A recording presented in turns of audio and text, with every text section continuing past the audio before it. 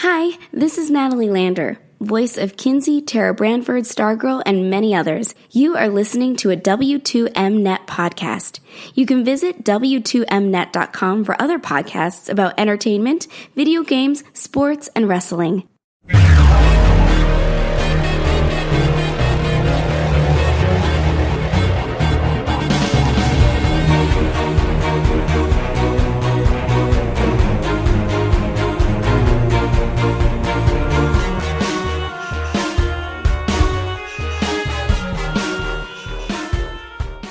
You are listening to Video Games to the Max. Hello and welcome to another Video Games to the Max, episode 246. And, well, lots of things are about to happen here as soon as where you're starting to listen or listening to this show or whatever. We'll find out who may be near, election season will be over, thankfully. We can get done with that. COVID-19's gotten worse, especially in Europe. We got lockdowns everywhere. Here it's gotten worse again. And at least on the brighter side, we are, at least from the Series X, less than 10 days away. A little bit over 10 days for the PlayStation 5. And man, it's just getting closer and closer. As always joining me here, Mr. Marc Morrison. You excited? Hello? I'm excited for next week, because then I can hopefully pay off the console. This week I'm going to have to be selling a few stuff to get it. Yeah, I just basically made a big, huge payment, hoping that, my thing, as far as I looked, let me look while we're sitting here on the phone, but I was looking at it last night, it still says just order received on Amazon. It does not have a date. Oh, yeah. Yeah. No, because it's, they probably don't know quite yet. Which is fine, honestly fine. We'll see what happens. Well, there's some people that does have a date on theirs. I don't know how they make that distinction. No, mine still says not yet shipped, so. Yeah. Well, apparently, at least for the Series X, they did, some people that had gotten it on the Microsoft Store, they were getting emails being told that you might get charged up to 10 days beforehand. Yeah. So. I think it might have been Gamefly. I think Gamefly is selling consoles. Well, Gamefly, yeah, it's like you had to sign up for Gamefly for something. Oh, no. It might have been, I think it was either Gamefly or Best Buy, but one of those two stores were they were calling people, this weekend or this week saying, do you still want to buy your console? Or basically confirming the purchase. Oh, yeah. Well, no, they were processing them. Yeah. So, yeah, because they want to see if they can catch anyone that doesn't want to pay or defaults or whatever. And right. They can, or, the person might be dead, or they may switch their minds, or, who knows. Well, yeah. I mean, leaving things on a happy note. Yeah, it's gonna be interesting how that works for some folks. I am currently playing my first cross-gen PS4 to PS5 game, so that's fun. Yeah, for sure. And it's supposed to be one of the ones that is, especially for PS5 and Xbox, they are certainly wanting to tout what it's going to do. Yeah. So, and of course, Marc is talking about Watch Dogs Legion. Yep. That's now been out in the wall for a few days now, so I'm sure more of you have played it. Reviews are out there. Marc is working on his. What do you think? It's a game that is at odds with itself. And what do you mean by that? I say that because it has systems in place and it has gameplay mechanics that are incongruous with the story and the other gameplay mechanics in the game. So, here's a good example of what I mean by that. You have money in the game. I think it's called ETO, some fictional tech currency or, Bitcoin or whatever. You can find it by hacking people's phones, or, you just find it hacking people's phones or doing missions for people. All you can do with the money is buy clothing. That's it. And it's there's a lot of clothing shops, but who cares? Yeah. I don't mean to sound rude, but it's I don't care about kiting out my entire crew with the same jacket or, doing that type of dumb shit. I bought one character I'm not sure if the clothing is per character or you just unlock it permanently, but most of the clothing is boring as shit, honestly. The only cool clothing is that you're like hacker base, because it's like clothing with like movable LEDs in it. Mm-hmm. So it's like this red LED like pattern that swirls around or whatever. And it's like, that looks cool. It's also the most expensive clothing I've seen in the game. And a lot of characters, the reason I say it doesn't matter is because some characters have like a uniform that they wear. Like the construction worker has construction worker uniform, or, you know, the ambulance driver has like a hospital uniform. So you're not really meant to like put on uniforms that break that or put on clothing that breaks that uniform. Right. And I just don't understand, like, you can't buy weapons in the game. I don't think you can anyway. I've yet to run into like a weapon store. You can't buy, there's no like drone customization. You can't buy cars. So it's like, why does money exist? Or, you know, what am I supposed to be doing with this crap? Right. Another good example is the tech tree. From what I gather, I talked to Austin Walker a little about this on Twitter, because I guess like in the E3 demo last year, like every character kind of had their own tech tree, like specific tech tree. Mm-hmm. This one, there's like one global tech tree for every just basically for like the hacker collective essentially. And you basically like, if you unlock one thing on it, it will unlock for every character in your group. And most of that stuff is utterly pointless. There's some stuff that's like, able to hack a turret, and it's like, okay, that's useful. But a lot of it's like, able to unlock the like non-lethal grenade launcher, and I'm like, what? Like, what? Like, I don't care. There are a few specific gadgets in that thing, or like upgrades, that are extremely useful, like unlocking the spider robot, or there's this thing called like the shroud, where like if you knock someone out like in a melee takedown, you can like cloak them in the game world, so like they won't be discovered. And it's like, okay, that's really cool. Unfortunately, these are two options out of about 20 in this thing, that the rest of them I'm kind of scratching my head going like, am I supposed to care about this? Or like, right. The player character stuff is extremely bizarre, because the game has no like main character, or like no lead character. So when you start the game, you play as this like James Bond pastiche, and you go through this mission, and then he ultimately dies, and then you fast forward, I think, a few years, and then like DedSec is brought back, and like you start the game picking like a new character, but they're so banal and literally like they have no personality at all. So it's like, okay, like, am I supposed to care about any of these people? And then the more you play and the more characters you unlock, it's like, no, you're not supposed to care about any of these characters. So it's like, how are you supposed to get invested in this story? Like, it's really like, the character I'm most playing as is a construction worker, and that is only because his uniform is actually fairly decent, because he can get into like certain bases without being detected. And he can summon a cargo drone, which you can use to fly around like Aladdin with his magic carpet. Yeah. And I've recruited like 15 characters, maybe like 10. But it's just so, like, it's so cookie cutter. It feels like, it kind of feels like Mordor.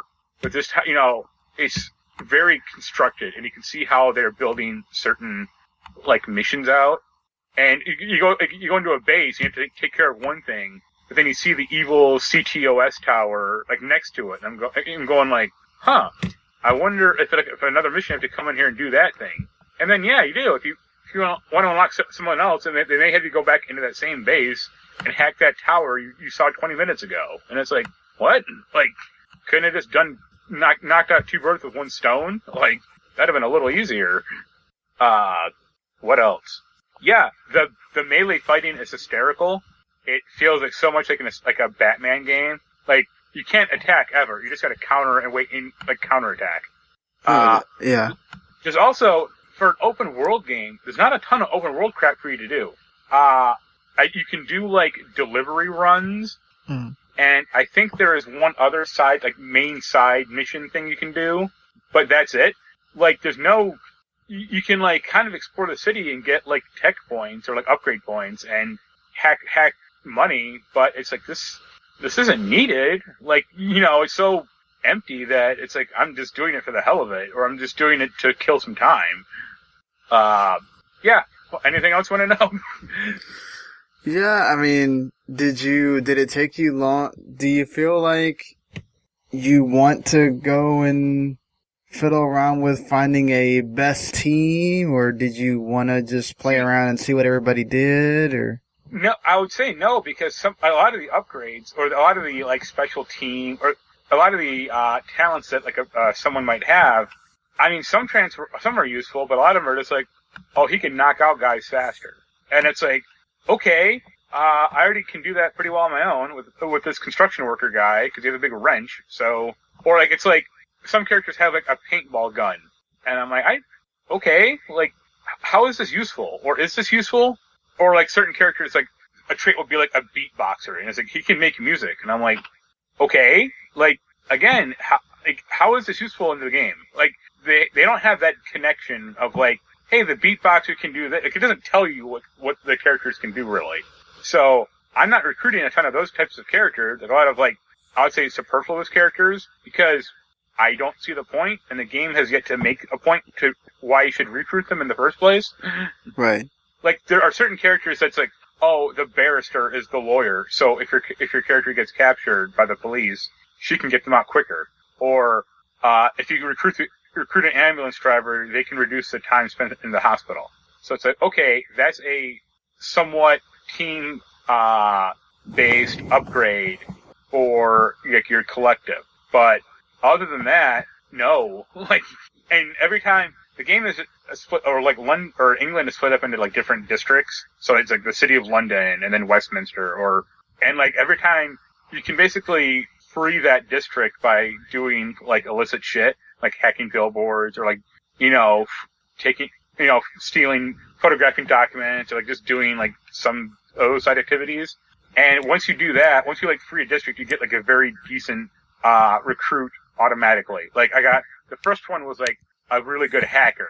And the second one I got was like ex-government spy, I think, or something like that. And it's like those guys have more perks than a general regular person. So it's like, yeah, why? I don't really see the point to like recruiting a bunch of random people when most of what I already have a decent team as it is without really trying that much. And yeah. So that's kind of weird. Are you wanting to play with permadeath on, or? No, I selected, no. Because I knew I was gonna get people killed or whatever. I mean, it's the same way I didn't play with like Fire Emblem with like permadeath on. I don't really care about that. Some people would say that is, sacrilege if you don't play Fire Emblem with permadeath on. I don't care. What, Jens didn't say anything to you for not? No, cause he plays with regular, Yeah.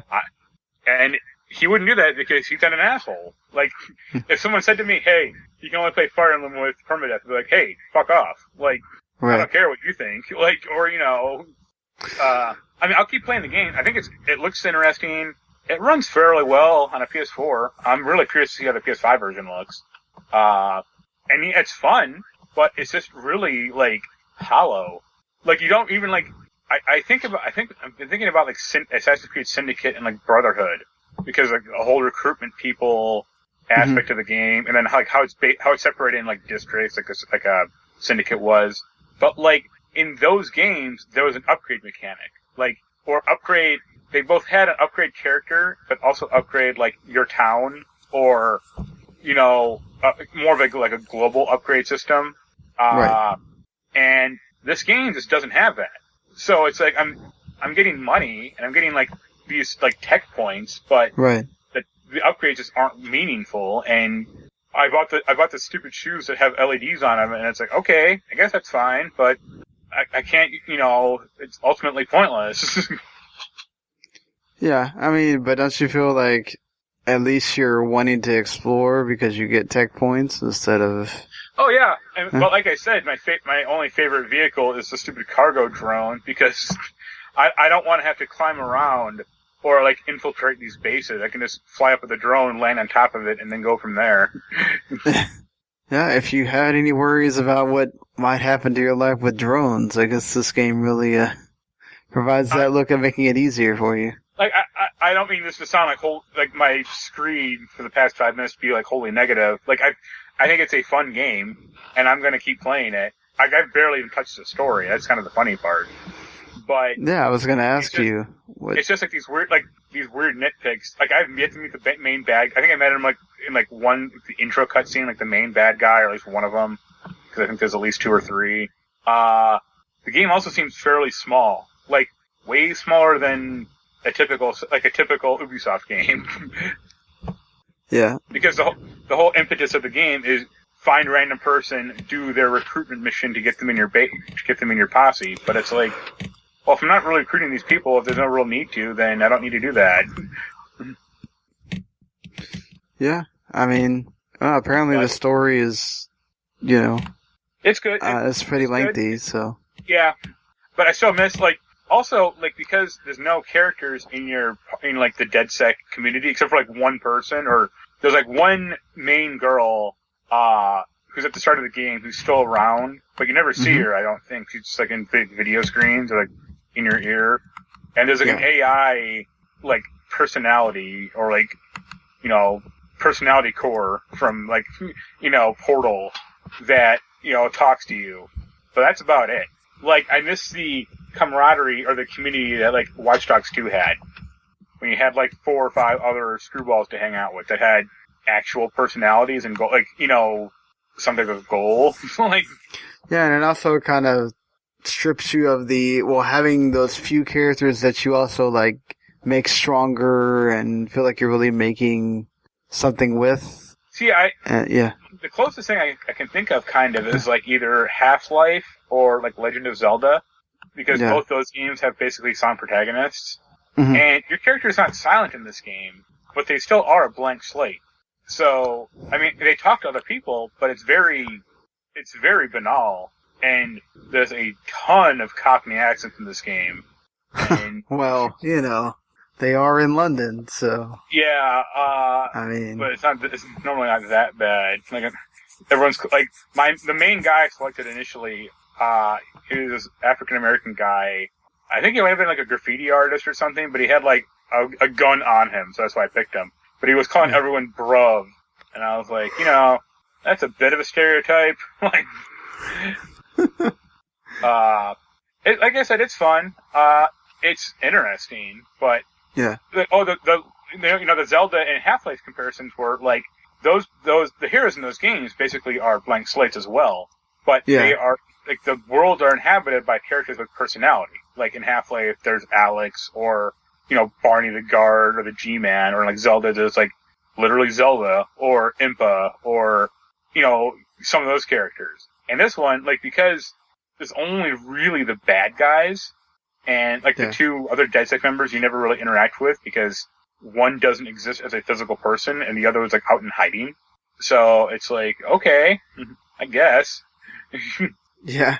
It's a weird choose your own adventure story where you're picking one character and then spiraling out, but it's this is still kind of a flimsy story when you really think about it. Or we'll see. Well, maybe it gets better. Yeah, I'm not wouldn't go too crazy on it yet. Maybe when you play it more, you'll enjoy it a lot more. Yeah, I'm still enjoying it from a gameplay perspective, but I'm just thinking about kind of the nuts and bolts action and going what?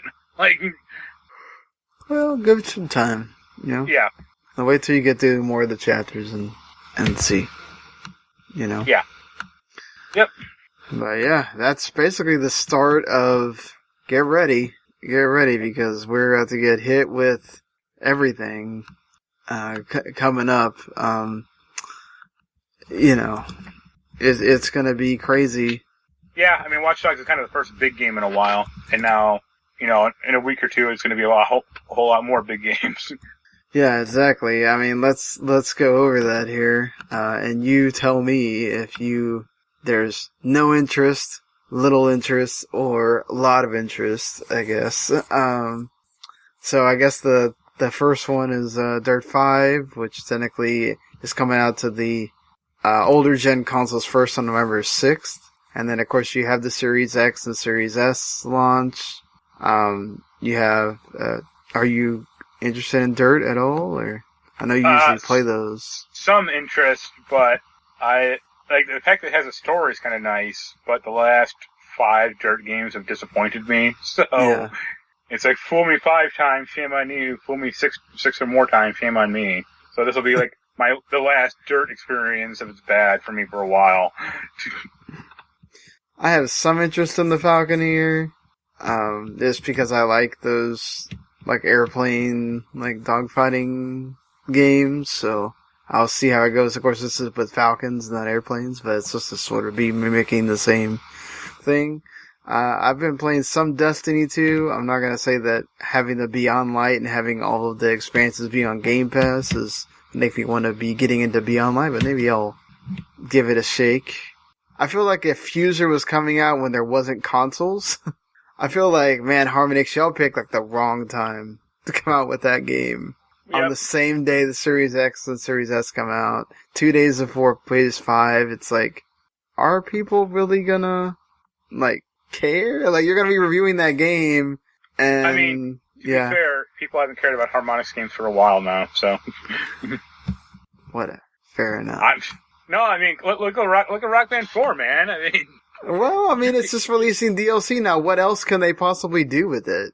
I mean, nothing. Well, even when Rock Band 4 came out, like, people weren't, like you were, but it's because you... Well, yeah, because it basically came out stripped of features. Or look at, like, Drop Mix. Like, it's like, why'd you make this in the first place? Like... Yeah, I mean, Drop Mix was an idea, like, before its time, I feel like. Before we now have these, like, tabletop games that people are really, like, happy with playing. Like, that came at a time where... Drop Mix came out 3 years ago. It didn't come out in the 60s. Like... Well, no, but I feel like we've certainly had this boom recently in the last couple of years of, oh man, tabletop games, let's play the, like, especially, like, digital ones or just, I think it came out at a time where people were not even knowing that existed, number one. And then number two, I think a lot of people just didn't know what it was also. So, there was that. I think people were expected to be game in it, and it was not. I don't care about Devil May Cry 5 really getting anything, a new thing. I'm kind of like, that game came out. I'm probably not going to play it again. No interest. Yeah. Didn't play it. Don't care. I really enjoyed it. I don't want to play through it again when there's other stuff to play. Gears Tactics being on console, I might check it out. It's on Game Pass. Cool. I enjoyed it on PC. Yeah. This isn't in the news, but I read that they're shutting down the Gears Funko Pop thing. That doesn't surprise me. I mean, yeah, it's probably Funko wasting money at that point. That's the thing, is like that. When that came out, or when they showed the trailer, I think people were expecting like Gears of War 1 with Funko Pops.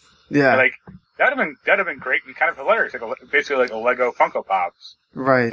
Or Lego Gears of War, sorry, with Funko Pops. But it was some like weird free to play microtransaction thing, and it's like, what? Like, who's asking for this? Yeah. Right.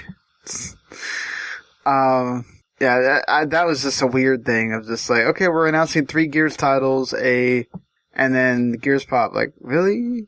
Okay. Of course, we're both pumped for Yakuza Like a Dragon.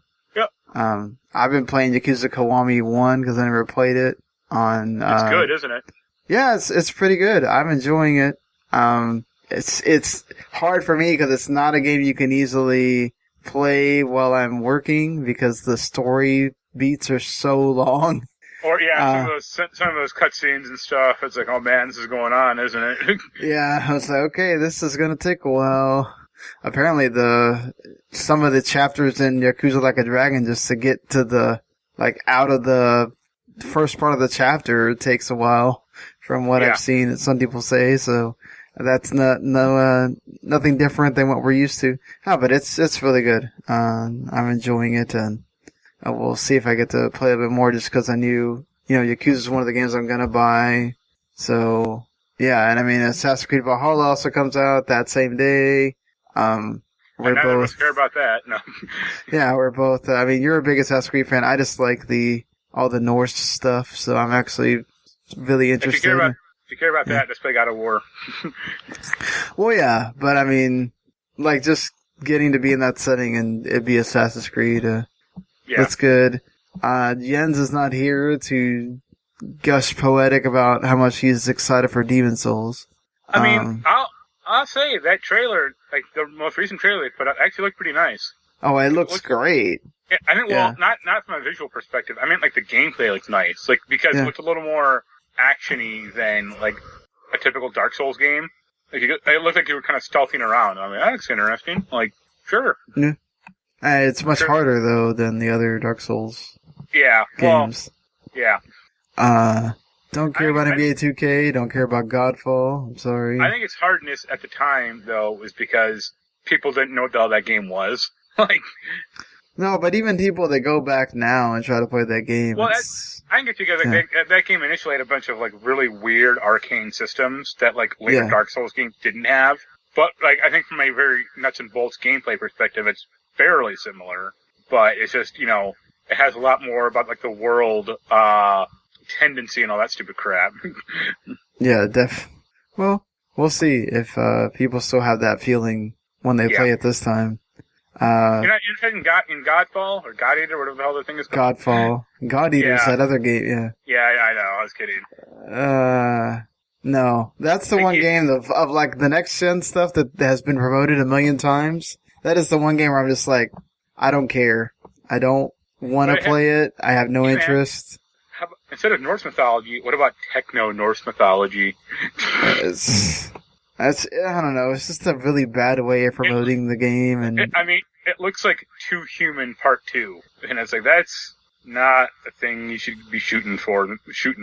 Like, yeah, definitely not. I would agree on that end. Sackboy has me really thinking about it, but it's just like there's just so much. That might be one of those things that like I wait a couple of weeks. I never have gotten into Little Big Planet. Yeah. Like characters. Well, this is just a platformer, you know? Yeah, but those games still have a feel to them that I'm sure this one will also share that I just don't really like that much. So. Yeah, fair enough. At least you'll get the free Astro's Playroom, which that's the game Sony has allowed people to talk about, at least the first level or two. Yeah, the cooling. Every video scene of that is like, you can only talk about the cooling spires or whatever the hell the level's called, and it's like, you get it, alright? Like, the spring, because the controller makes you feel like you have springs. Yeah. Like, alright. Which is cool. I mean, and the controller apparently is amazing, so we'll see. You'll get to. That's kind of one. I think I watched the Marcus Brownlee like preview of it, and he was like, you know, the game or the graphics and all that stuff is like an upgrade, sure, but like he was like, this controller is like the next gen thing about either console. Yeah, did you see the video of like the haptic feedback that just like really feeds back at you? Yeah, because he was talking about like how every even surface you walk on feels different. And I was like, that's neat. Yeah. That's cool, though. That's what you want to feel out of something next gen, so. Yeah.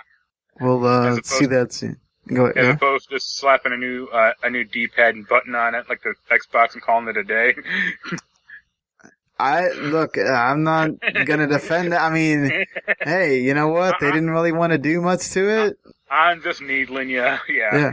I mean, it is what it is. Like, I have, I got one of the new Bluetooth controllers because you can only use the remote play with the Bluetooth controller, which I will say it works great.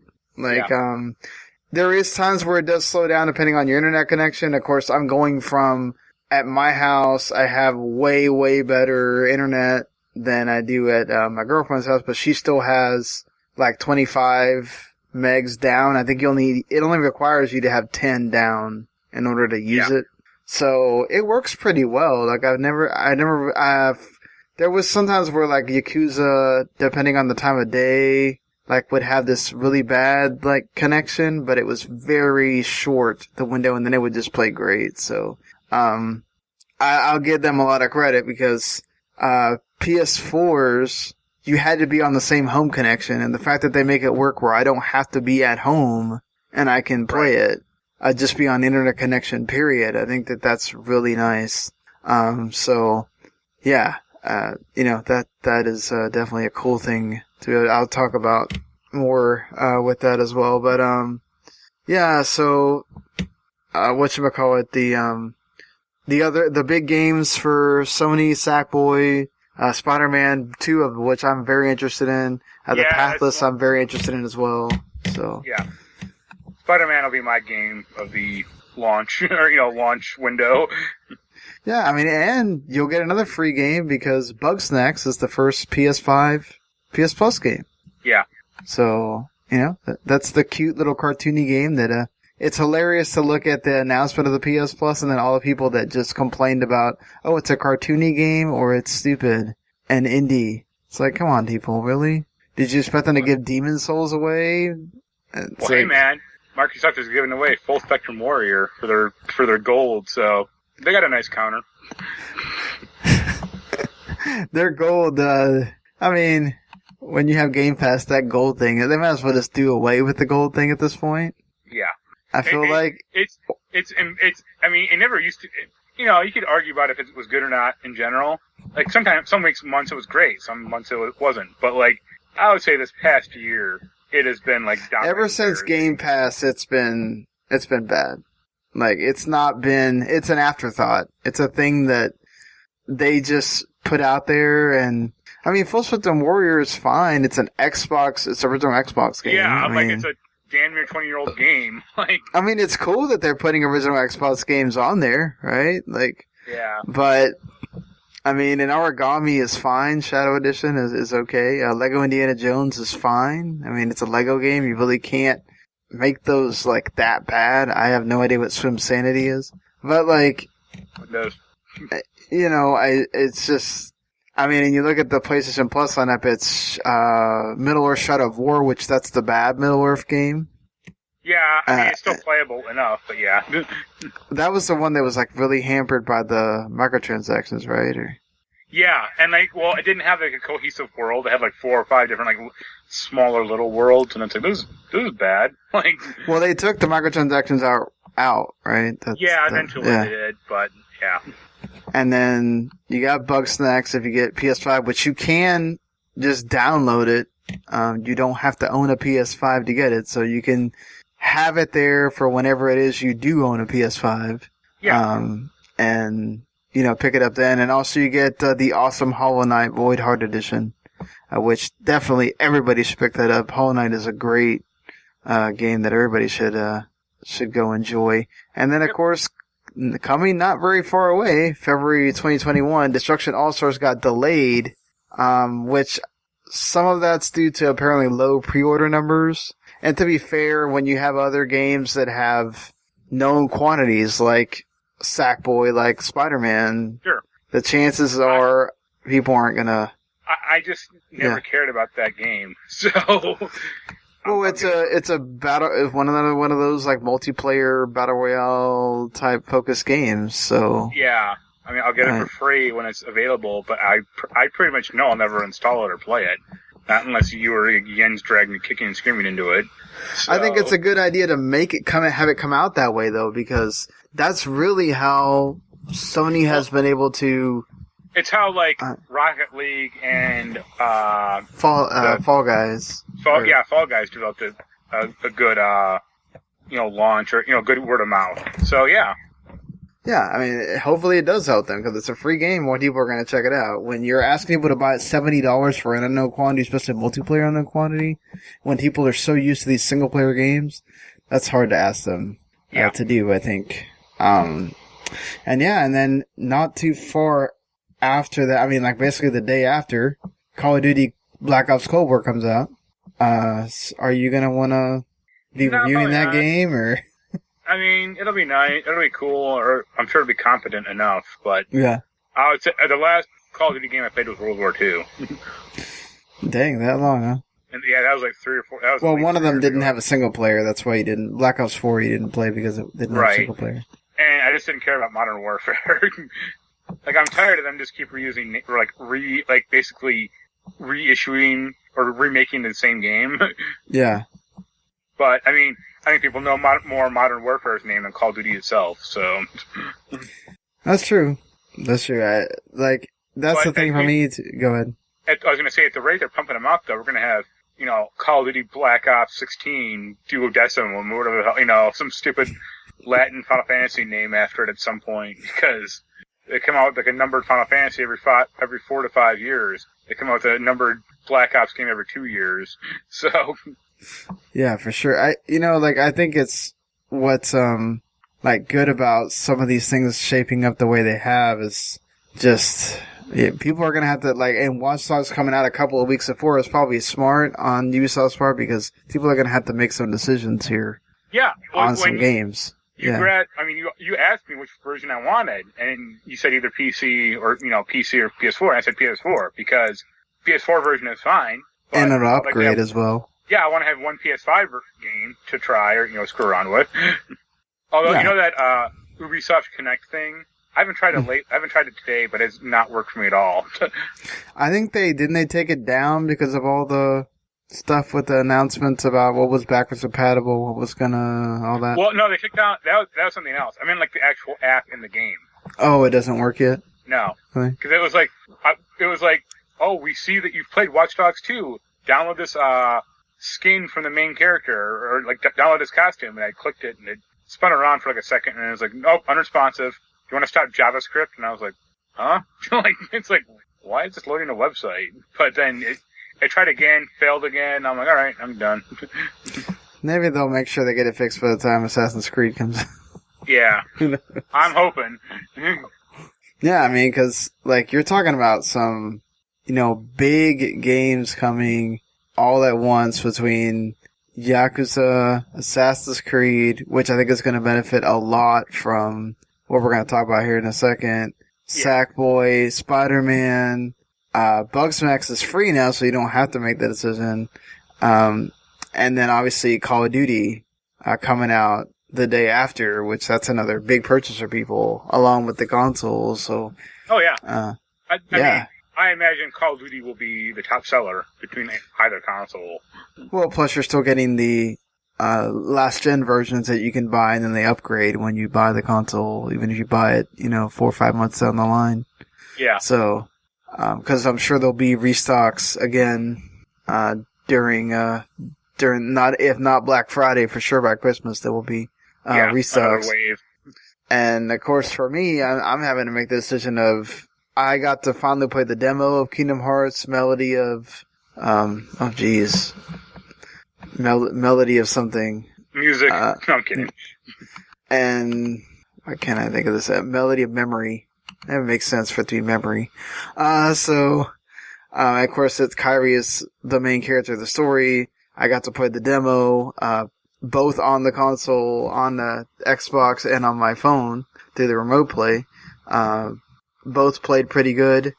It took a lot to get used to because it has the 3 lanes, Guitar Hero and Rock Band, but you're kind of going in between the lanes as well, with depending on where the characters the enemies fall, because you're doing a lot of things at once. There's the enemies that show up, and you have to do it in rhythm with the song, and then there's you can fly around and get stuff on the top if that calls for it. There's other little things that you have to do, like automatic ones that show up, like QuickTime ones that show up. So it's a lot to do. It reminded me more of Rock Band Blitz, I think, than traditional rhythm game experience. There's a lot to do there. So I think that's going to be fun to play around in, especially if you're a rhythm game fan or Kingdom Hearts fan. I think there's a lot for you there. I'm excited for that game as well. Pretty soon we're going to be talking about a lot, and it's going to be coming hard and fast. The decisions got to make. So, speaking of, Ubisoft made some of those decisions a little bit easier because now Far Cry 6 and Rainbow Six Quarantine, which is funny considering, are now delayed due to COVID-19 further into 2021. And Far Cry 6 was going to have that spot that it's been having for a while, the February spot. So now it's not. And Rainbow Six Quarantine was at some point going to be a launch game for PS5 and Xbox. And then we started not hearing about it at all. And then, of course, here came the delay. So, interesting. And then The Ascent was also supposed to be a launch title for Xbox Series X and S. And then that game went absolutely quiet. And now it's a 2021 title. It's been delayed. due to COVID. So that was a good sign. Yeah, of course, that's the Diablo-style Cyberpunk game. Yeah. So I'm really curious about that one. I mean, yeah, me too. That looks really good, and then of course the aesthetic helps as well when you have another Cyberpunk game that was supposed to come out in that same little launch window for both PS5 and Xbox Series X, and it's been delayed again. With another announcement from CD Projekt Red. 21 days is the target this time for December 10th. So I feel bad for the Bloober team, who will now have their game come out the same day as Cyberpunk, which really sucks for them. Well, I mean, the great joke is like, what was it, like a month ago? CD Projekt Red was like, "Oh, Cyberpunk has gone gold. We're done." It's like, yeah. Apparently not. Like, there's only been a small number of games that have gone gold, and then they have that happen to them. And of course, going gold doesn't mean as much as it used to. Yeah, it means but nothing. It's still going to come out in a pretty tight window there. Of you have the Immortals Phoenix Rising game that comes out the week before. Of course, this is going to be on Game Pass, but the Medium will come out that same day. So. At least it's going to have a little bit more of a, having, not as much stuff around it. You'll definitely be able to give Cyberpunk its time, but I wonder, it definitely made me think about, I think we're going to have to delay the best games of 2020 thing that we usually do into January, to get people time to play Cyberpunk. So, well, hey, it's their fault, if it came out on time, 8 months ago or whatever, like it was supposed to. Yeah. And there's always a cutoff point, We'll see. I've been thinking about whether I wanted to play some. Go ahead. Like, I was going to say, Giant Bomb, their cutoff point is pretty much December 1st, especially now. I mean, or at least it used to be, because they'd have fly in, the East Coast team. They'd knock out a week of podcasts. Because they like having all that stuff for you to listen to during Christmas. Yeah, but then they were also filming skits or filming bits that were long in some cases during that, about their lists or whatever. I mean, now it's different because they'll probably just do it from home. But, and then also you got the new consoles coming, which that throws a wrench into your plans a little bit, because you're having to now compensate for all these games that maybe weren't going to be coming out all at the same time if there wasn't a launch happening of two consoles 2 days apart. So, I wonder if that's going to... I do think there are going to be people that are going to wait a little bit to get people time to play Cyberpunk and then push it into this year, or maybe they have announced everything really late, or so we'll see what happens with that. But definitely... What do you think about all this again with the delay? I mean, personally, for me, I like it because it's $60 that you don't have to spend in that tight window that is with everything else. Number one. Number two, it's there's so many games. I know there's a lot of people that took off to just play that game, and I feel bad for them. And there's a lot of people that you can't just go to your boss that day and be like, "Hey, I'm gonna be off today." If you're I would say to that point, if you're taking out to play a game, you need to get a life. Oh, I don't know about that, man. There's people that this is their. You got to think about it in a way that there are people that only buy 4 or 5 games a year, and some of that's because that's what they can afford. Sure, and they've really been wanting to play this game. If that's all you can afford, you shouldn't be taking out time to play the game in the first place. Then. Yeah, but that might be their only real big chunk of time that they can play that game, especially with, it's still around a holiday season. I mean, the same people who would take the next day off when Madden comes out. It's really? I mean, I'm sure there's a lot of people that have the 10th and 12th circled that they probably asked off for as well, just to, I got my system, I can play all day now, or whatever, Yeah. So I don't really. I mean, if they have to play the game, it's fine. But everything they said about the game I honestly, I'm kind of, I very much try to not watch too much of that game. I would like to be a little surprised. But, like, everything they said about the game is always kind of seemed to bite them in the ass. Yeah, I've tried not to see a lot of it, just because I want to just be able to take it in when I'm experiencing it. They have released a lot about it, so... Like, them going like, oh, we don't crunch, and it's like, well, yeah, actually, yeah, you do. Or, like... Well, no, and then to find out you've been crunching, these people have been crunching for a year. Or, like, there are 4 or 5 past release dates, and it's like, just stop. Like, just say when it's done, fuckers, you know, like... That's what I was thinking, too. Like, why at this point just not have a release date and just say, okay, we'll give you an announcement a few weeks before it's going to come out. Like, all these people already have it pre-ordered. I mean... When you have millions of copies in boxes waiting to be shipped, then we will have our release date. Yeah, that's what I think. That's, like, at that point, I just feel like you're almost hurting yourself by continuously putting up dates to try to make it fit into this year. And, you know, Jeff Keighley announced that it was not going to be at the Game Awards because it went past the date. Yeah. And like, that's exactly the thing. Like, you know, there has to be a cutoff point, and it can't be like December 31st, you know, because that's kind of asinine. Yeah, like, I mean, I think at that point, maybe pushing it into January wouldn't have been the worst thing in the world. But again, like, that's the thing. It doesn't matter when you push it to. It doesn't mean none of these people are continually crunching, to make it happen. And that sucks. And apparently it has to do with the current gen console versions that because of when they were, yeah, because they still have to make these work for these last gen consoles. And that kind of sucks too. Yeah. You know, so, but I understand it. At that point, there's some people that you're not going to be able to upgrade to PS5 or Series X that quickly. So you do need to get it for the last gen console. And I mean, I'm sure if you do, it'll be like, The Legend of Zelda Breath of the Wild on the Wii U. Like a playable enough version, but not the ideal one. Well, it'll still upgrade as well once you do get the PS5, so, or Series X, or Series S, but yeah, I don't know. I hate it for the people working. It sucks for everybody that was super excited about it. I see it as it's better for gaming at large for it to have its own little spot instead of being crammed in the middle of all this other stuff coming out. Yeah. And then also just the people that are putting death threats on the developers. Yeah, like I said, you need to get lives. I mean, guys. CD Projekt Red should IP trace them and then ban them from ever playing the game.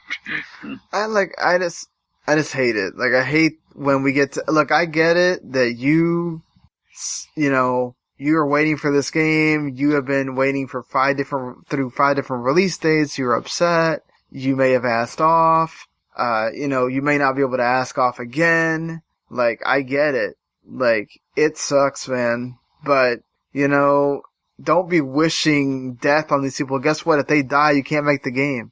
Yeah. So, what would be the point of wishing death on them? You're not going to get your game any faster or it's going to take more time. So, that's dumb. But, it's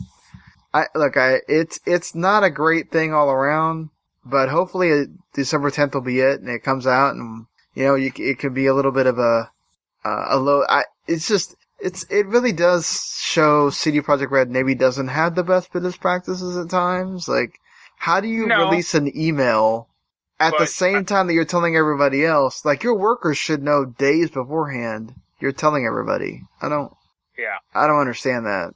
But also, everyone, a bunch of gamers being whiny babies about it doesn't exactly help either. No, it doesn't. And then again, wishing death upon these developers is stupid. It's like, you're making things worse, not better. They don't need more pressure. They don't need more things to worry about. This is a time where you need to throw your support around them and tell them you're going to be there and play the game whenever it does come out and not sit there and hate on them when it's above their pay grade. They're not the one that makes those decisions. Yeah. So, whatever. And also, Bravely Default, after all these times that everybody's saying, it's still going to come out in 2020, it's been delayed to February 26th of 2021. So that's when it's coming out. And it looks great still. I'm excited for it. But probably better for it to come out in its own little slot in February instead of, again, trying to shoehorn it into this year. I don't think you need to do that. Just plus COVID probably is not helping there either. So I'm happy to see it get pushed. And just to I think because that's the only other Nintendo thing that we have on here. They did have a partner direct. I'm not going through all the partner direct stuff. There really isn't a whole lot to talk about there. I will say really awesome that No More Heroes 1 and 2 are on Switch. So if you haven't played those, I definitely think you should go check them out. They are well worth playing. And then, they showed off more footage for No More Heroes 3. But I think the most interesting thing to come out of there, besides the delay of Bravely Default 2, is this how Nintendo is going to get around next gen? They showed off Control and Hitman 3. Of course, Control is a last-gen game that's obviously getting upgrades for both PS5 and Xbox Series X, of course, with the DLC and everything. And then Hitman 3, of course, is a game that's still yet to come out. And they showed them in cloud gaming forms. So, these are cloud-based games that need a continuous connection to the internet. And they tell you that up front in the trailer. Do you think that we're going to see more of this as a way to get the game on the Switch? I think it depends really on how well it does. Because they have toyed with this before. Wasn't Resident Evil 4? Didn't 7. They have Resident Evil 7. Okay, yeah. Didn't they have some Japanese streaming version It of it? was Assassin's Creed, the last one? Odyssey? I don't know. And...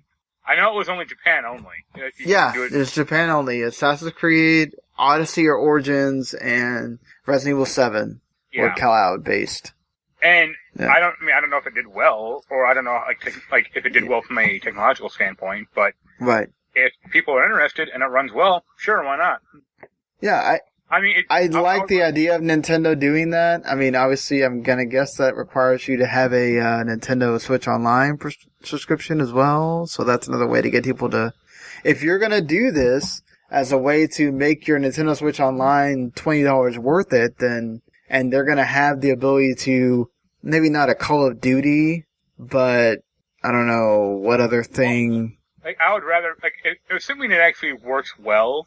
I would much rather play the Outer Worlds streamed from the internet onto my Switch than the Outer Worlds physical copy that came out that was kind of playable. I mean, but it didn't do well or wasn't really outstanding.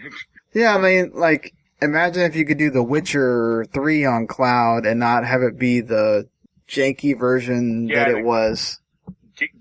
Version that did come out, yeah.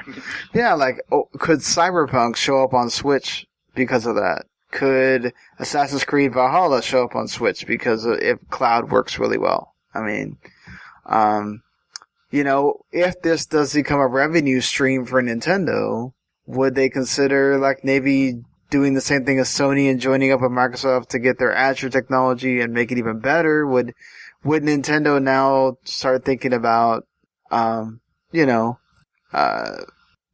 apparently there's an access pass as well that you have to pay for $40. Oh, well, that's to be able to play it cloud-based, right?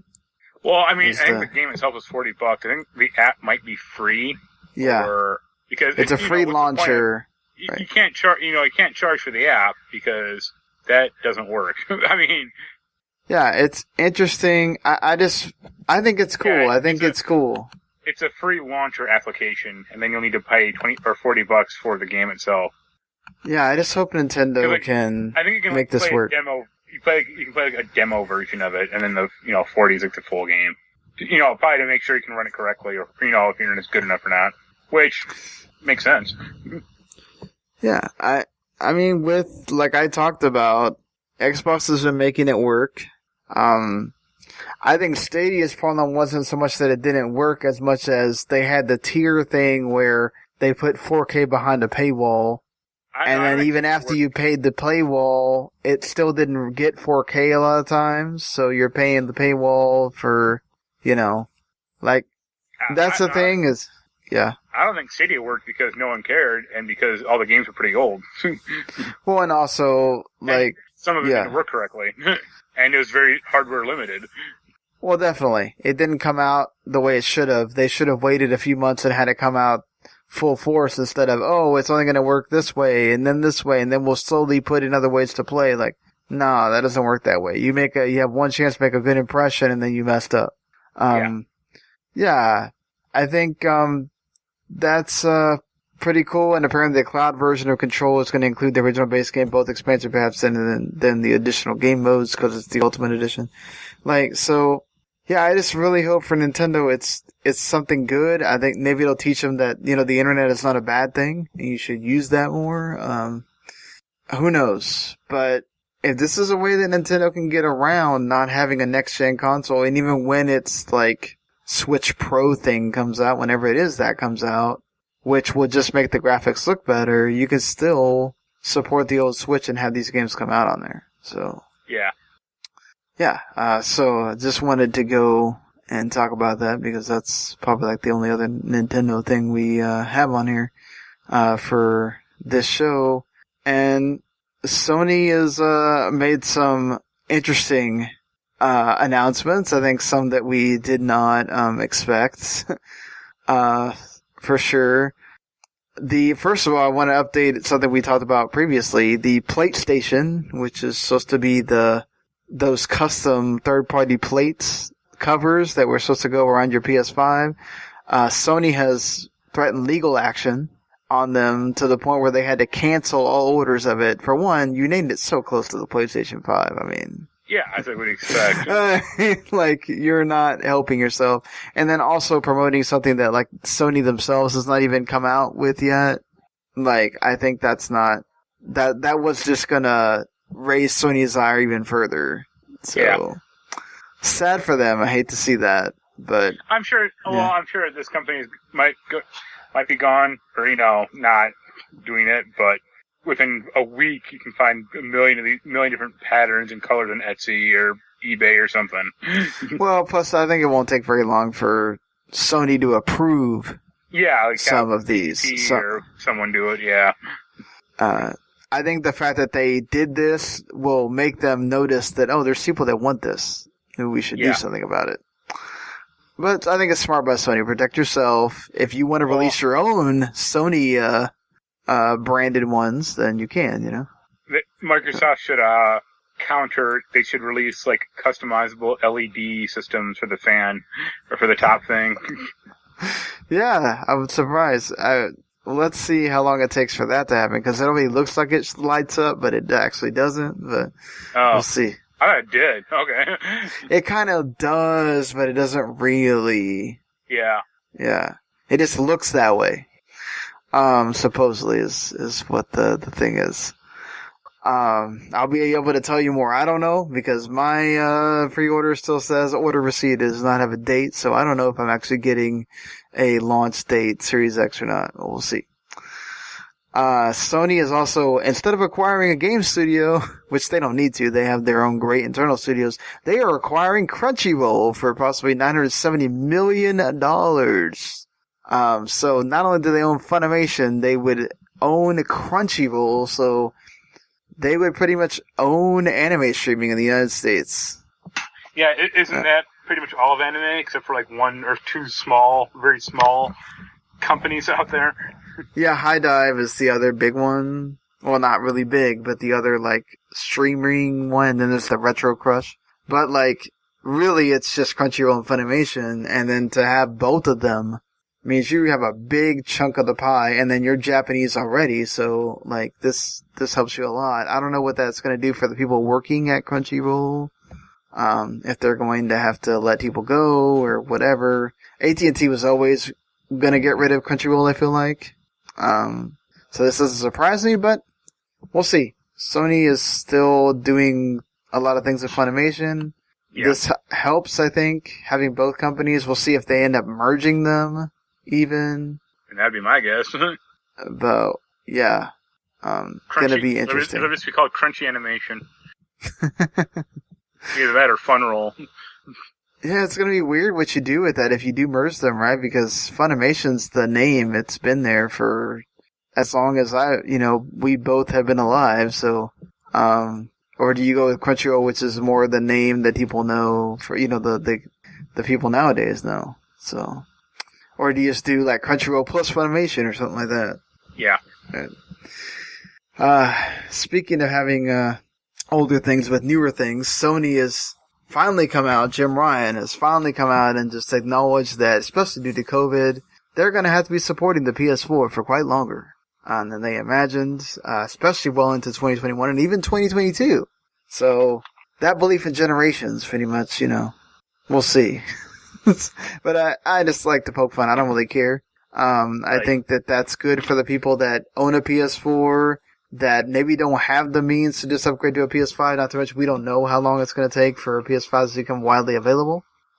So yeah, I don't think this is a bad thing. I mean, I know that means that we're going to get games that are a bit hampered for a while, but that's usually how it always happens. At least for the last couple of generations, you've had where you don't really start getting the full breadth of what the games can be for a couple of years in. Right.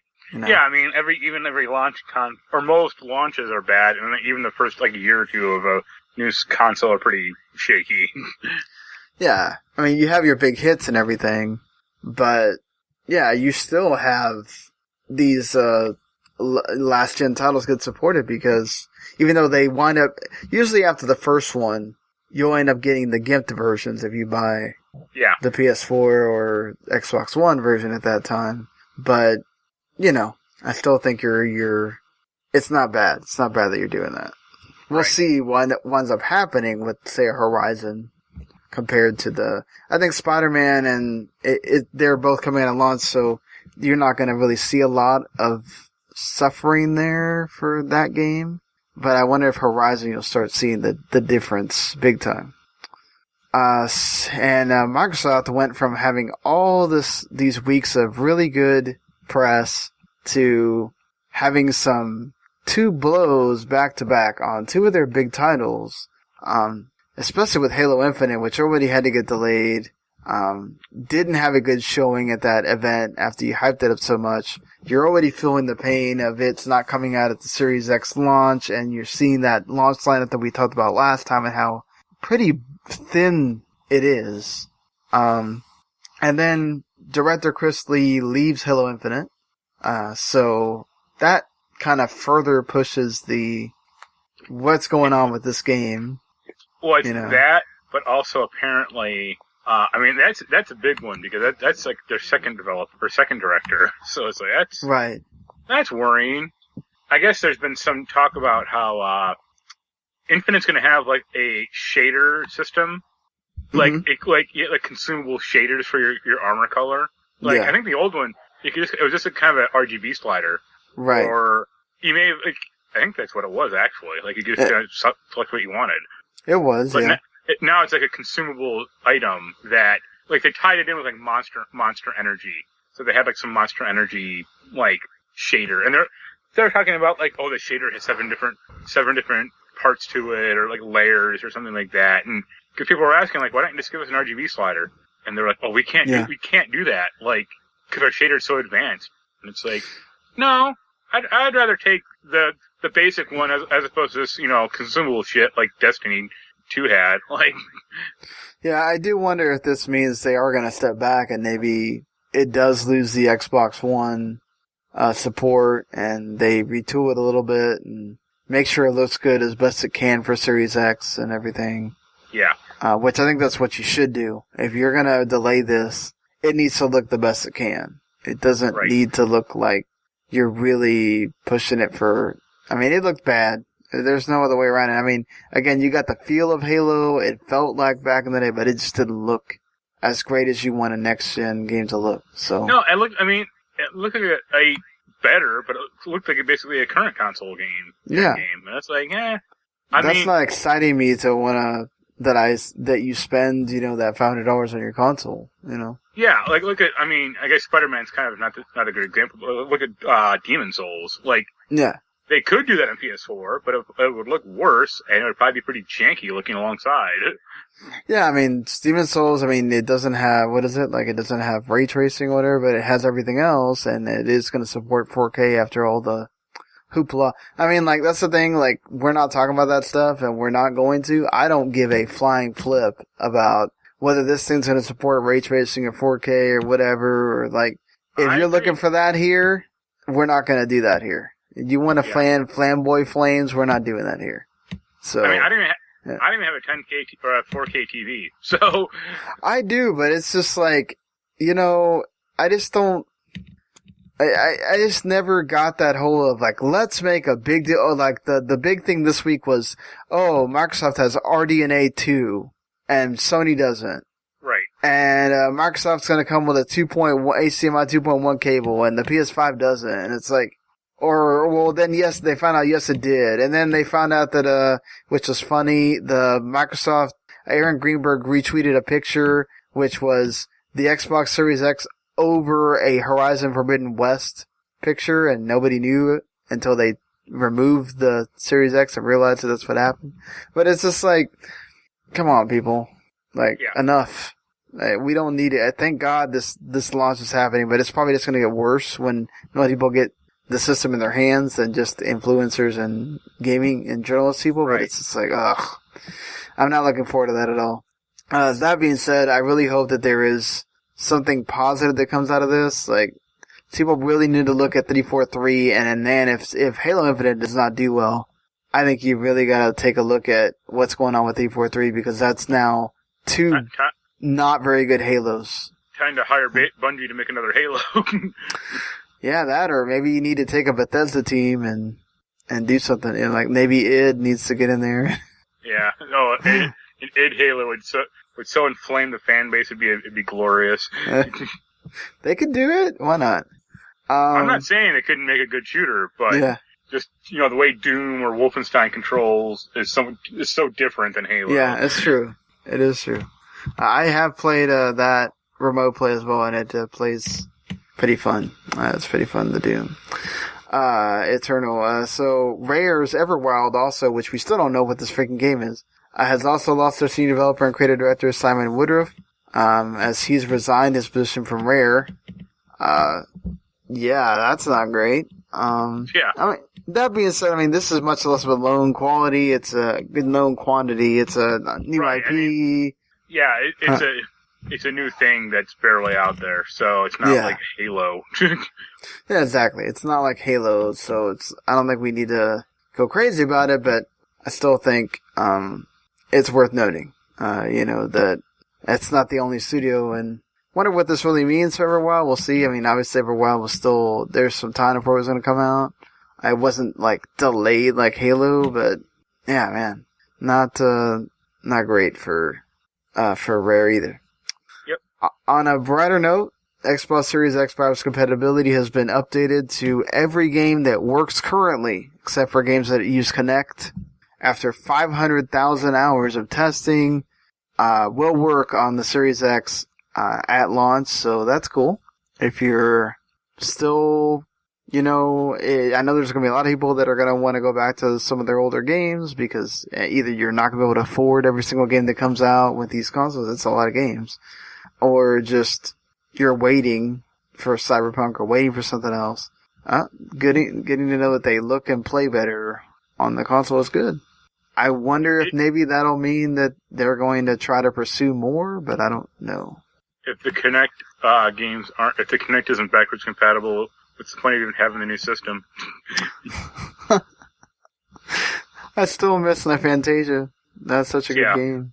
And Dance Central wasn't bad either. Just, never had enough room to play that thing. So. Right. Fantasia was fun though. Or D4. D4, why not? D4, I like D4. It's crazy as hell. I actually probably will be backward compatible because you can play that with a controller. So yeah, no, it is. It's on Game Pass right now, but yeah, still one of those crazy squarey games. And Gears 5 is getting a story DLC, which that's cool. I mean, you already have the 120 FPS upgrade with the multiplayer, so having this Hivebusters extra story mode there is pretty cool. I'm not saying it's not cool, but that game came out a year ago. And it's not like this. Yeah, but they're not going to make Gears 6 out as Gears 6 anytime soon, so why not? I mean, December 2020 is decent, I guess, but I'm reminded of when, what was that game? The Prey DLC. Like, when Prey came out, and the DLC came out, like, a year after, and I think Adam kept bugging me to review it, and I'm like, I forgot how to play Prey. Like, I think like a month after, that'd been one thing, but a year or 2 years, like, nope. It's also coming in with a new game plus mode for the actual campaign, so I think that helps too. But like, I think what's good about it is, number one, you're getting Gears Tactics on console for the first time around launch of the system. So like, you might have a lot of people that didn't try out Gears 5 yet, or you may also just have a lot of people that are looking for games to play that are new, right?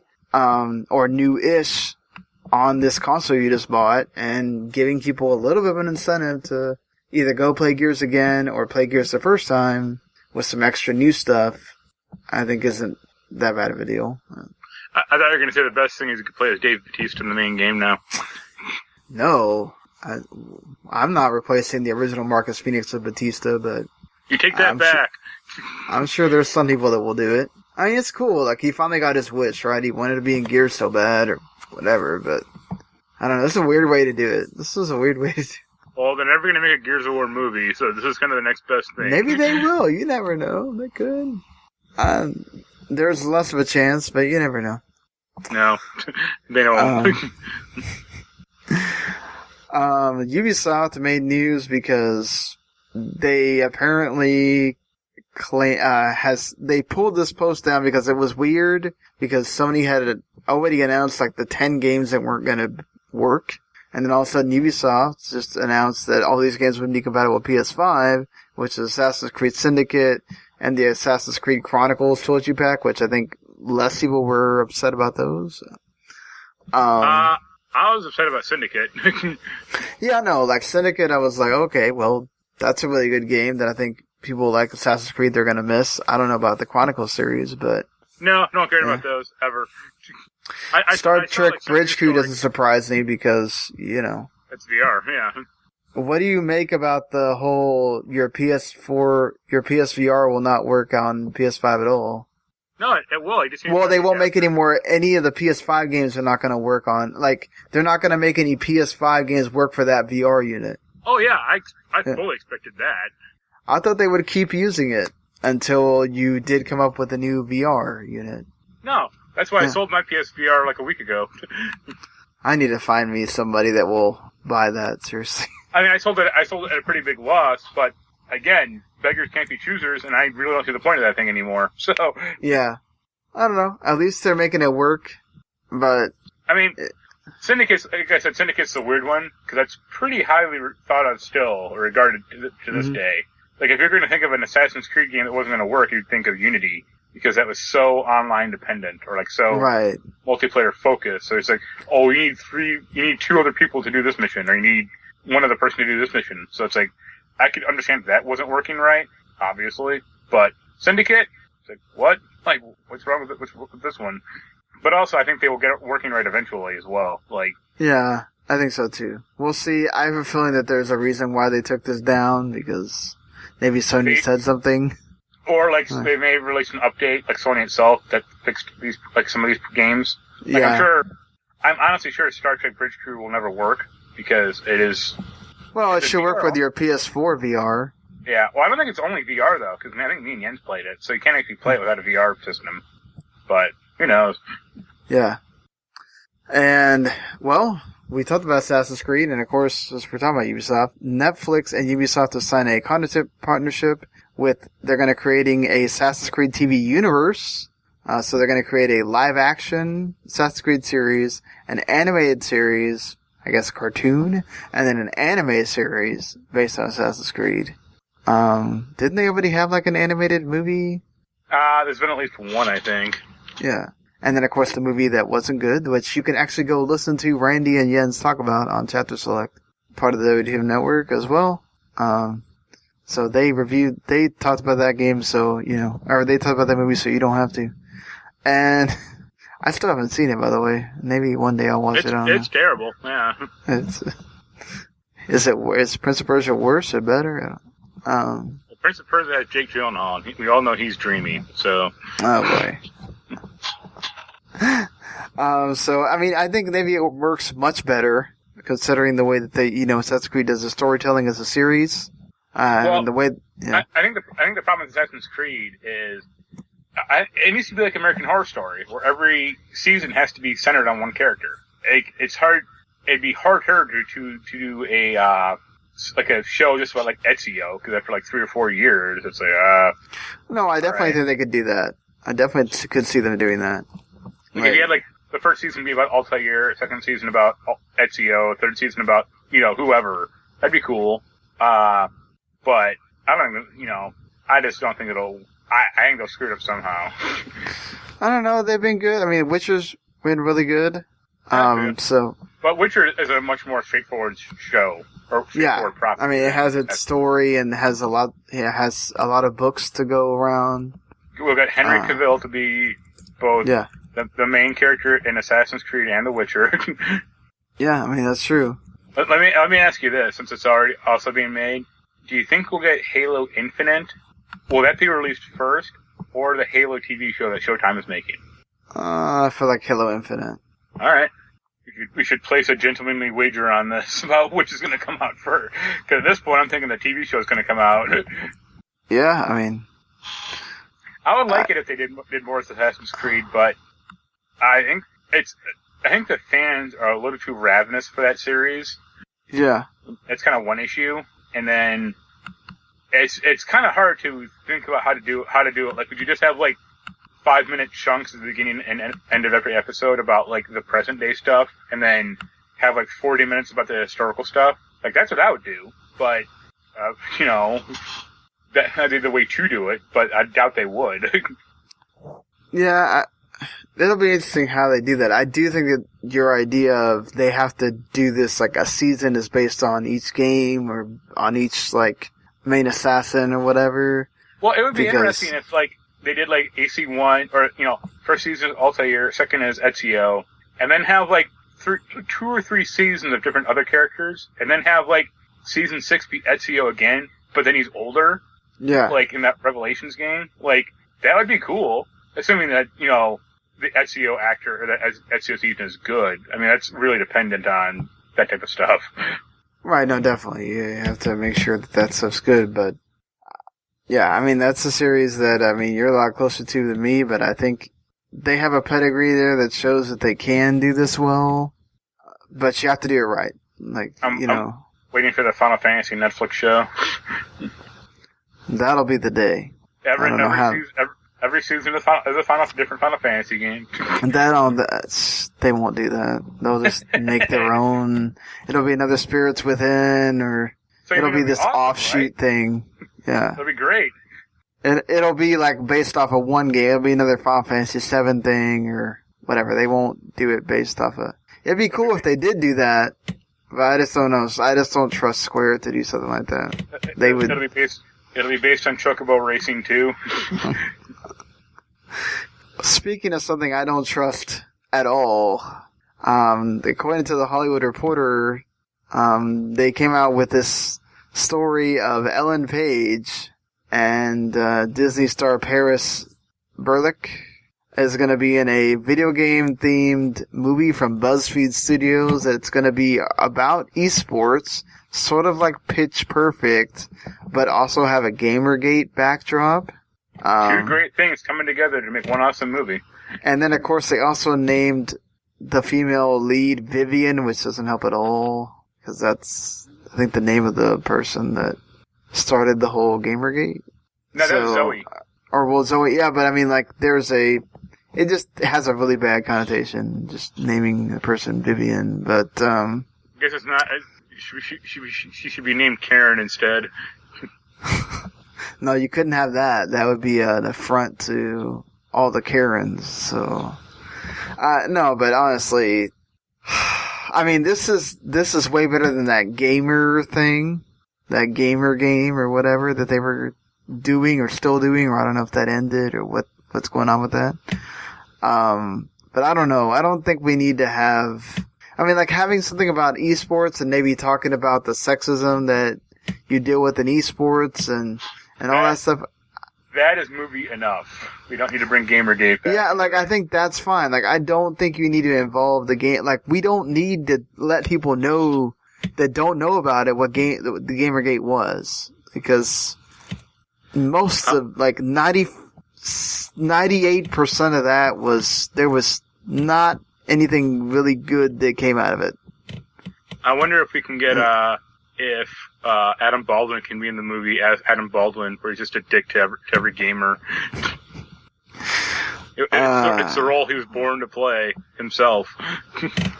I mean, this is somebody that likes Ellen Page in movies. I don't know. He's not terrible. Like, he's good in some stuff, not good in others. But yeah, yeah. I think. I'm looking at his Wikipedia. I guess Adam Baldwin he's credited with originating the hashtag Gamergate, and it's like, wow, what a thing to be known for, huh? That's not something I really want to be known for, but cool. Whatever. Float your boat there. Or, well, I mean, it's not his fault, I guess. He coined it and well, I mean, I'm saying he became known for it. It's not his fault, I guess, particularly, but it's like... Well, no, it's his fault for being a right-wing troll, also. Well, yeah, that's a terrible thing. Yeah. I had an idea for, I don't know, maybe on the Friday one we'll do it since we're actually a lot closer to the launch. But yeah, we're 2 days late because Marc had to do things. He was tired, and that's a first. Normally it's me saying I fell asleep. Yeah. So, alright. But I think unless you had something... Nope, I'm good. Else that you wanted to talk about. I think that's it. So hopefully you enjoyed what you heard here. If you did, you can always hit subscribe on the feed with Video Games to the Max, or on the Last Word Radio feed, or on the whole W10 network. And anytime we do a show, we're right here in your feed right there, And yeah, man. We're so close, very close to those next-gen consoles happening. We'll be back on, hopefully, the regular night, or Friday night, Saturday morning-ish, Saturday afternoon when it gets posted. And we'll definitely have talking about, I guess, the best launch lineups and our top 5 favorite launch games, games that came out at launch. Yep. Alright, well, until then, everybody, we'll see you later. Later.